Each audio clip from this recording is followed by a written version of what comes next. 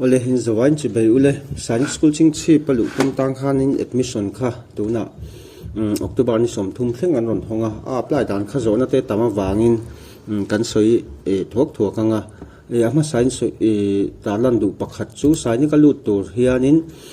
class 6 le class 9 a chawalu theya class 6 le class 9 a chaw admission ati thei tina ni chu class 6 tur tan kum som atanga som patni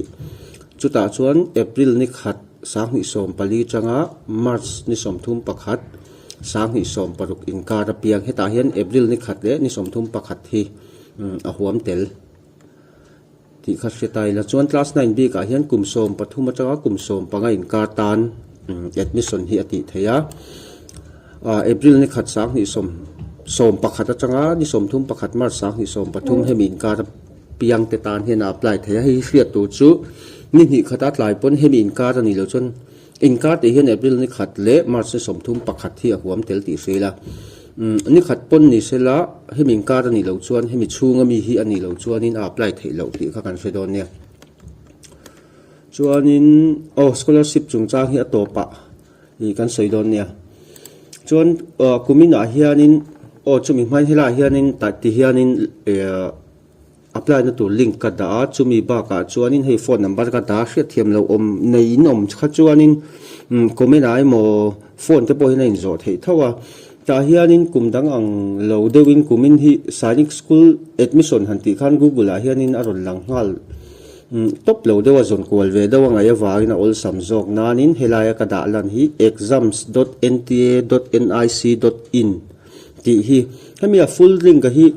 type kherangai lo exams.nta.nic.in ti hi in type top doni info na changpon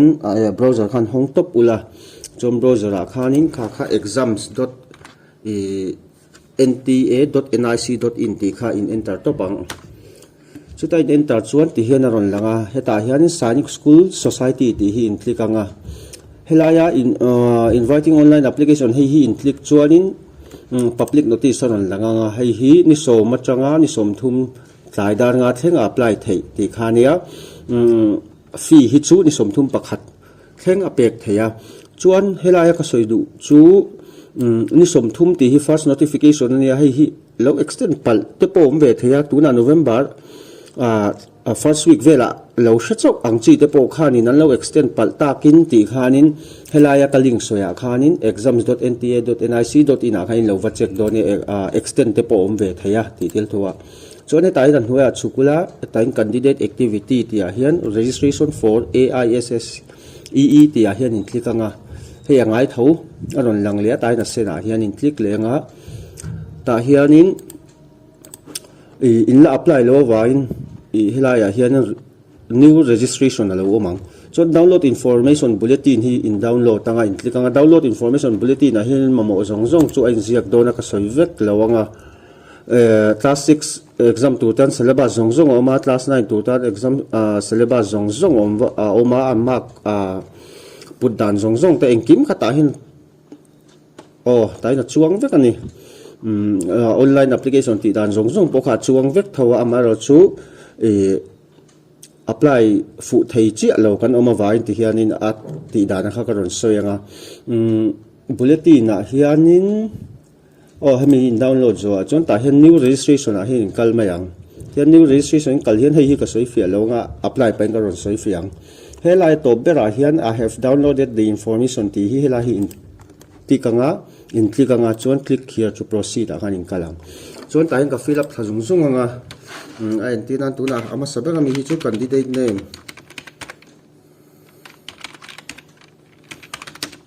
hi chu as example tur ni vain ka da thadu top ang chuan man ta hianin ka da anga class 6 sami tur angin ka tianga 2014 atanga 16 kara piang turan ni awangin 2015 in kadang chuan mi patan candidate tamjok mi pan ni le dona vain ta hin angai chi in chuang achunga in chutang chi hi a confirm na turania ta hianin in address premises number name te hian in house number po in da le in du le da ta ula chuan locality a hianin hian ka danga sub locality sanpa kan nei lo wangin ta hianin te khinanin aizol om lawang chi kha kan ni chuan hei ta hianin chip ti ka danga chuan country India ti kha in ti kha taipula India ron langanga chuan in state a hin MIZ ti kha taipula ti khina ron lang mai ang all sanan chuan ship district ming angin ka fill up dona chuan hei hi hriat tur email address le mobile number hi poimo lutuka atopa information confirmation page zong po email a rong kal dona chuwang chuanin email hon thei nge man lai nge man chun zom nge tur khaman tur ta hian email address a hian ta hian horop te le horop tu hi email hi a fan lo ni hriat mai mai a ai lang vek ate pon chula horop pui pon chula chuan mobile number hi man lai nge angai na san chu OTP thleng dona hi ka number pakhat zo ki ti hian ka da chinang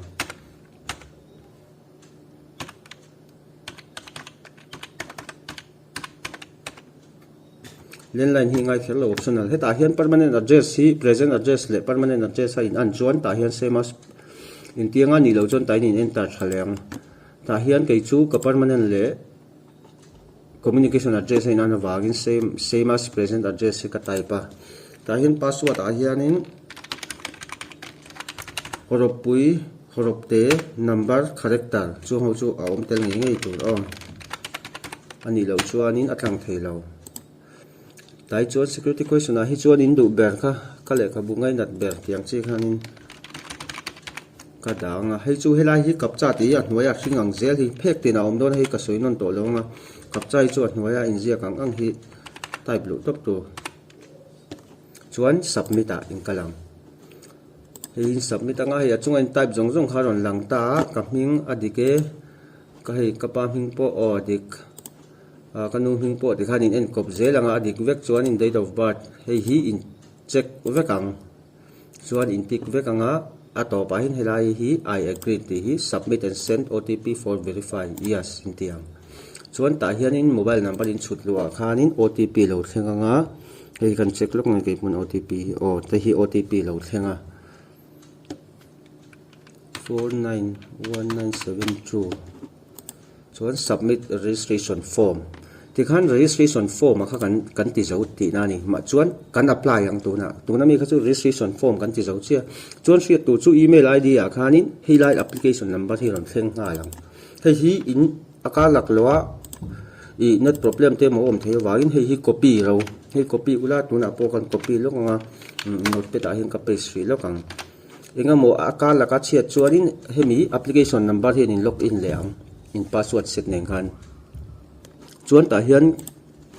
application form khai alain complete vek ta hi ka continue don ta ni personal details in click le menga hei hi chu in type sa nationality a Indian in ti le menga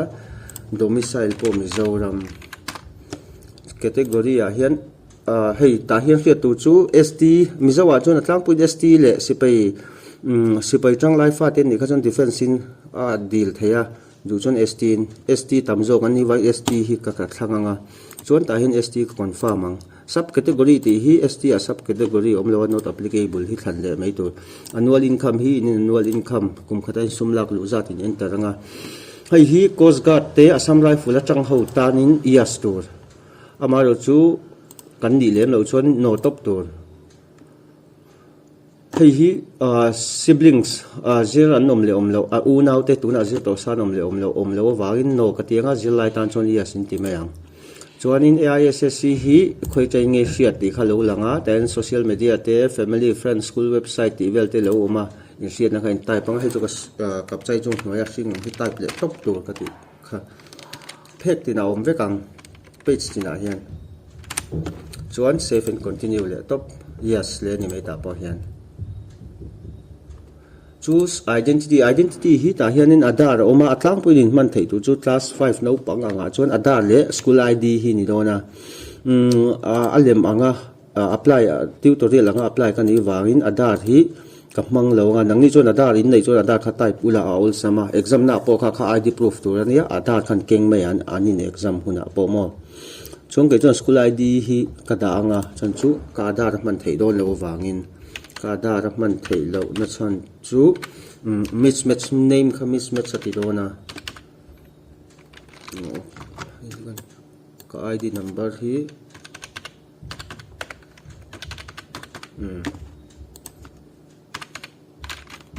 Mizo wa chuan ata din nei khan chuan in mang top ula all sam ka ID proof an mang hala exam na po ken tel tur ania chuan ta 6 nge 9 kan soi do kha class 6 le class 9 a chau admission ati thei akal la ka ti thei lo Sainik school a chuan class 6 tan hei hi new Sainik school listed ati hi in sia thiam dan du chuan Sainik school angaran Sainik school somthum pathum oma ma se private school ang chi khan Sainik school nuaya omdil school anom ta Sainik school anga ngai engti kan soyang Sainik school enkol nuaya anga ani chu khang khan oma wain Mizoram a chuanin kan nei lawa chu wang chuanin noa kan dang chuanin heta hianin Sainik school kan lu du na ber hei hi Sainik school ching chip ta na siam kan ni wai Sainik school ching chip Mizoram ti kan select menga medium of exam chu English exam center hi pali than turama Mizoram a chuan aizo le lung le ya chaw oma chuan thon ta hian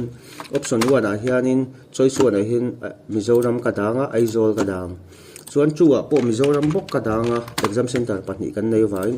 lung le ka da lenga abak chu Mizoram a than thei to lowa chu wang chu ma se da kha nge ngai hilai hi chu wai na hnai ber Assam hi ka da to panga Assam a hian Guwahati a hian ka da to pang chuanin Assam a bok chuan Golpara father's occupation hi in paten apaten na tho kei chu others a hian ka da ve veang a qualification te po kha kha chu in sewek thawa in nu le pa te qualification te an na tho ang chi kha chu kha kha ta khan da fill up mai to chuan save and next an element submit anga chuan tain hei class 6 tan kan dila wangin ta hian class 5 details ron zot ta past status a hianin hei class 5 a chuanin fill up angai lo not applicable hi fill up pula abak hi hei fill up tur om lo class 9 a chuan awm thung don ti class 9 a lu tu ta chuan class 8 details hi enter tur ta hian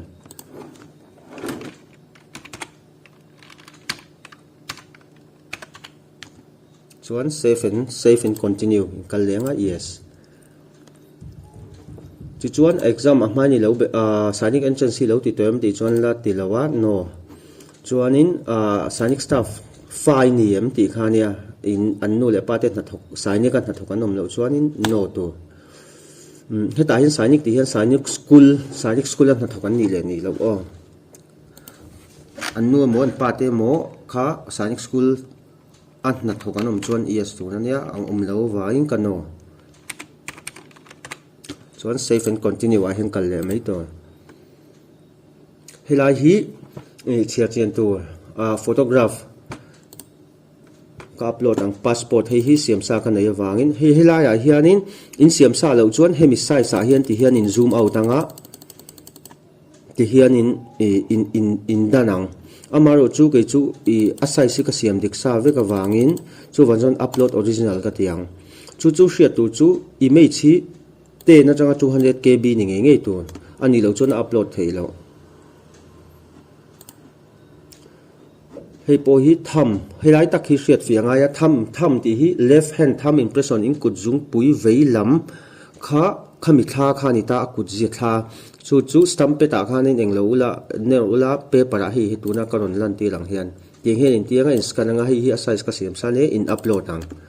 chuanin ka siam dik sa ni wine upload original ka ti thunga kai chuan hei hi 10 to 50 KB in kar nge tur ani lo chuan upload thei lo image upload successful kha chu in okay zelang hei hi chu signature hei po hi kai chuan hei tian asai siam sa ka nei awangin hei ka upload to panga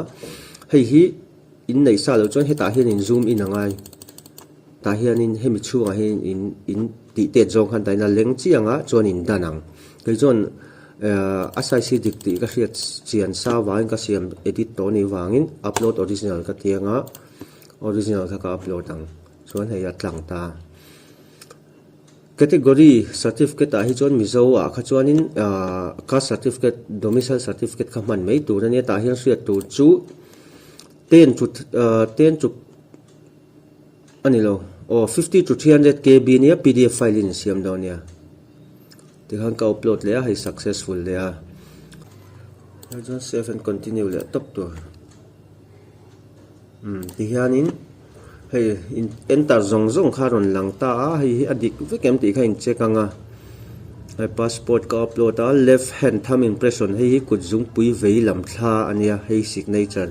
hei hi caste tribal domicile certificate birth certificate chuan hei he ta chunga mi ho kha ka soi to kha heng ho zong hi ming hei ta name date of birth gender ti khan in pakhate te khan in han en zelanga ke chu dik vek ti ka hriat chera wain father's name, mother's name, dika, date of birth, dika, gender po dika, category, exam city ka thlan po, educational details hetian adik vek avain dehan ka click vek anga ka click vek nge tu atopa I agree ti hin click anga final submission hin ti don ni so in final submission nu a hianin hei hi ron lang ta hianin email chu kan verify ang hei email hi kan le verify lawa 97844 ti hianin submit and get OTP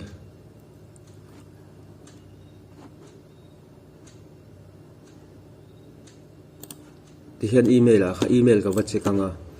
email a hianin hei nachina ka soi kha confirmation page po lo lut to reng chuan chumi ba ka tuna khan email ka verify do na hi OTP hi keima chuan 780430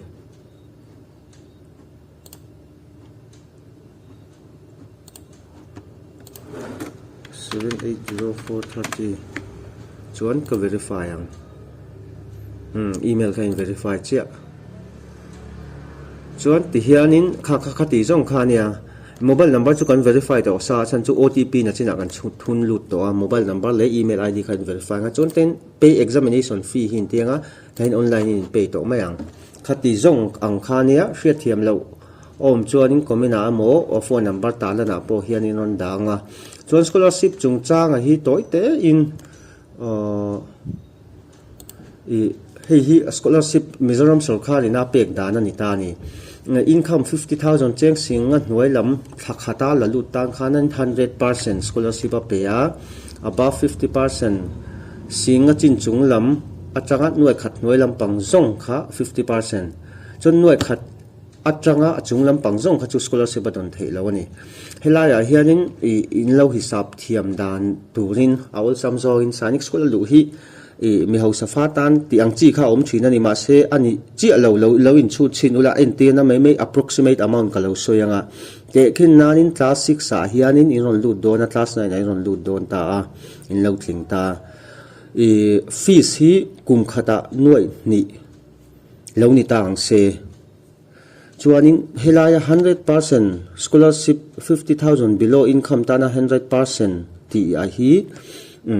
hei hian tuition fee le dietary zong kha huam ta 100% a om zia chuanin nuai khat le singriat board vel kha score ai la don ti na ni chu tiang chi chuan 50,000 below a 50% scholarship pho khan cheng noi nia a kha chuan cheng singkuang board vel kha singriat singkuang vel kha scholarship in mule let le don ti na ni ta kha chuang kha han divide chin ta ula school dang zong a in an fi choi kha monthly in han divide chin ta ula a chuang zong a kha an school lak le an fi choi in ka ra khami a balance amount nang ma ni na parents ina nu le party na kan choi ve kha divide khanin engkim provide vexi hostel vek box si engkim facilities vexi anga chuanin Sainik school hi a fi choi na niam berzok ani mai thei lo chu chin ula ti khana chiang thoim garing noi hi borvel in sen chuanin noi khat sing sari sing riat borvel kha skoin la le dona kha ala banga kha chung koina kan choi ve ni ta kha han divide chin to la kum khata chon an choi tam lem lo thla khata nga khan han chu chin ta ula mo kha ka soi cha ka chan chu tam tak hian kan soi pho to nangin kan hu phur deuh thina Sainik school ti hian chuan khát đi ang zong khani se apply na link hi chu kan on dang comment ani lo anh lo a hen nuai hen ka lo dang chuan hei ta link ka po hen hei ta po hi ka da thawa khát đi zong khani se la hriat thiam lo om chuan in kan in sil zel don ya hriat bel du nei po kha ni na in zo thei chu tiang chuan kan ti don ni